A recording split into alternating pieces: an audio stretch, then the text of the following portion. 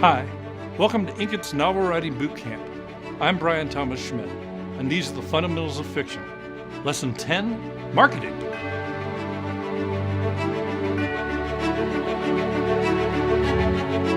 You may be thinking, what does marketing have to do with writing fiction? Isn't that the publisher's job? In the old days, that may have been true, but it's not true anymore. All authors are tasked with marketing these days, even those with big publishers like Harper and Macmillan, but especially those who are self-published or work with small press. And the fact is, if you wait to start marketing yourself until your book comes out, you're not only behind, you're setting yourself up to fail. So your marketing of your book that you haven't even written yet begins right now. You should be starting social media accounts and building your network, community, and relationships for years before you get published. You should be supporting others, encouraging others, and engaging in the mutual support society that is social media. Because when you are published, then you'll need to leverage it for all it's worth to publicize your own stuff. It's worthless for that if you haven't laid the groundwork and established the relationships and goodwill that social media marketing depends on. So, figure out which social media platforms you want to use, which make you most comfortable. You got Facebook, Twitter, Pinterest, Instagram, blogging, etc. Figure it out, make your choices, and get them set up now. Then start supporting other creators and getting to know people. Be a cheerleader for a while and make interesting conversation. Then when the time comes that you need some cheering, those people you have bonded with will help you. They will be more likely to do it willingly without even a lot of pressure or even having to ask. Most agents and editors today will look at a prospective author's social media profile and web presence as deciding which to offer contracts. So this is an important part of not just your marketing, but your brand and credibility building for your platform. Decide what side yourself best sells you and share that, but not the rest. For example, religion and politics, unless they are heavily tied to your writing, are losing prospects for most people. They cause controversy and are often divisive and push as many people away as they bring in. So use them with care. It does not mean you cannot care about the issues in the world, but preaching politics and religion is not the best way to market yourself. Instead, focus on other things. Then the occasional post about these passion issues should be okay. But I want to emphasize the word occasional here. You also should decide how much of your personal life to share. Things like family photos and who your family is, where you live, what life is like, hobbies, etc. Remember, authors are public figures, and as such, certain rights to privacy go away. People will attack you for seemingly no reason, just to feel powerful or to push their own agenda and win support. And it will behoove you to be ready and protect what privacy you can for the time when that happens. Protect the information that you don't need to share. Almost every author I know has dealt with this, and some more often than others. It comes with being a public figure. So don't reveal things you don't want to see come back and be used against you to hurt you, or be repeated over and over. The internet is never private, no matter what settings you think you set up on your app, no matter what. I cannot tell you how many times the things I posted to friends only found their way to people not in my friends list via screenshots, etc., and came back at me. In addition to social media, marketing involves building relationships with bookstores and vendors at cons and at their stores. And that can start now too. Get to know them, be likable and helpful. And then when the time comes, you can give them advanced copies of your book and ask them to read them and maybe consider carrying the book. Offer to autograph stock regularly and give them your contact info so they can contact you when readers ask for a signed copy. The more goodwill you engender with stores, the more likely they are to hand sell your book for you. And believe me, hand selling makes a huge, huge difference. Also, covers matter. I gotta be honest with you. I'm personally often turned off by books with amateurish covers. I assume, often rightly so, that if the author or publisher cares so little about the presentation of the book, they probably haven't put very much effort into the inside, and it won't be professional. Now, that isn't always the case, but people do judge a book by its cover. Many book buyers feel the same. Certainly publishers do. So get people who know what they are doing to either do your cover or advise you on it, and trust them. Believe me, it makes your book stand out if it looks like a slick New York published book rather than some self-made amateur effort. Okay, Covers can be expensive. And yeah, New York makes bad covers too sometimes, it's true. Covers can sink a book. Stores like Barnes & Noble, if they don't like a cover, can refuse to order copies. I've seen it happens.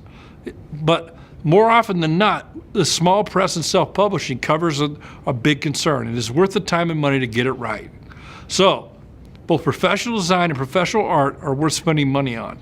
You may not be the best judge also. So get the advice of people who know something. What you like is not the sole arbiter and never should be, though having a cover you like does matter and is important and also very nice.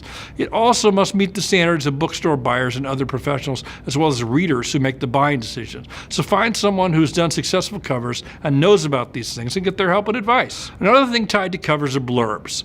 Blurbs are endorsement quotes from other authors that you can print on your cover to help sell your book.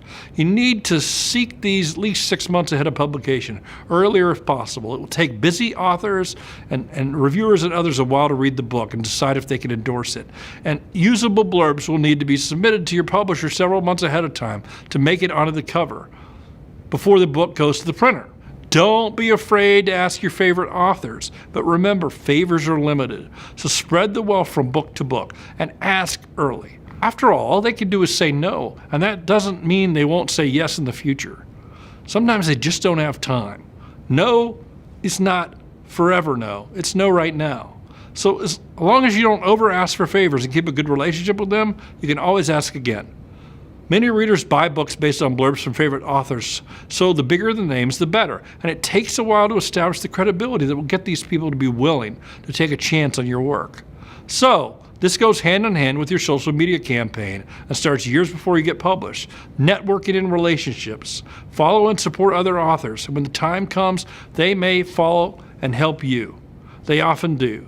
The last element, and also key, is learning to talk about your work well. I know it can feel like bragging to talk about yourself, but talking about yourself and talking about your work are not the same thing. Art is art. People are people. So you need to work on an elevator pitch that is concise, 2 or 3 sentences, as well as a paragraph or 2 summary that you can share with people when asked or when the opportunity arises to talk about your book. It takes time to learn this well, so practicing in front of a mirror or a camera is helpful, playing it back and refining your wording. Also key is learning when to take the cue that an invitation to talk about it and when not to, because there's nothing worse than being the obnoxious author who forces their book on everyone they meet. Believe me, as a professional editor and one who has done acquisitions, that is a big turnoff. It's a big nightmare. It happens to me everywhere I go sometimes. It does not impress me.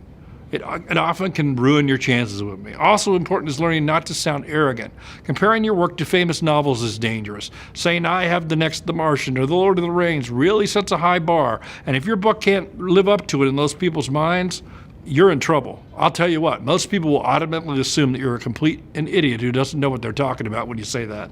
Most of the time your work won't live up to it anyway, so be careful which comparisons you choose and use, and be humble while at the same time learning to sell.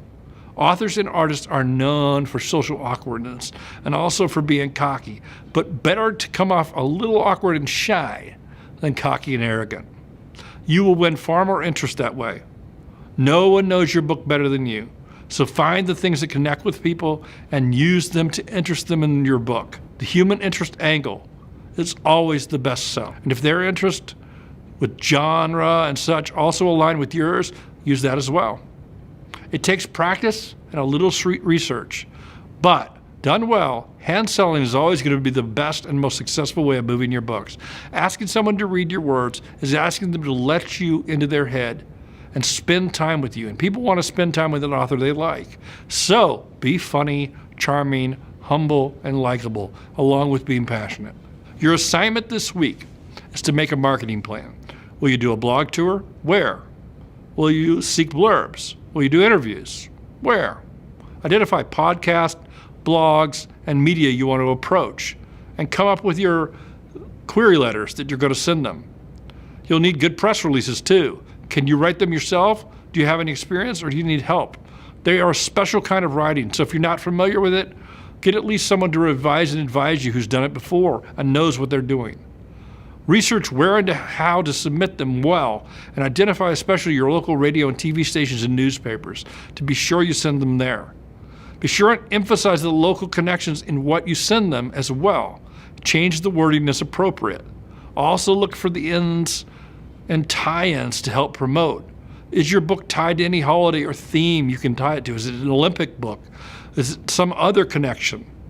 Use these for marketing. A major event or sport or some other thing can be very useful. Perhaps even write up some interview questions and answers you can send as samples or maybe make available for use by others if they so desire. I'd ask others what they would ask rather than just devising questions yourself. That way you get more of a sense of an outsider asking questions. And it sounds more natural. Think about author photos. You need a professional headshot. You need a professional bio. Also a list of publications and contact information. All this will make up your press kit. Sound like a lot of work? Well, there's a reason we saved this for last. You got to finish your book before you do a lot of this work because it's going to be a distraction for getting your mind off the book while writing. So you need to throw yourself into this for a while, and it'll be perfect to get you the objectivity that you need to go back into your book and do some revision. Your marketing materials need to be available in both print and electronically these days, so you need to prepare both, and if possible, put your press kit up on your website as a page or with download links. Now, congratulations on finishing Inkett's novel writing boot camp. You should feel very proud of the accomplishment, but this is just the beginning. You've written a short novel, and now the real work begins. Are you ready? Are you excited? You should be. You've just taken your first step toward having a real book in your hands, written by you and published, and we look forward to reading it.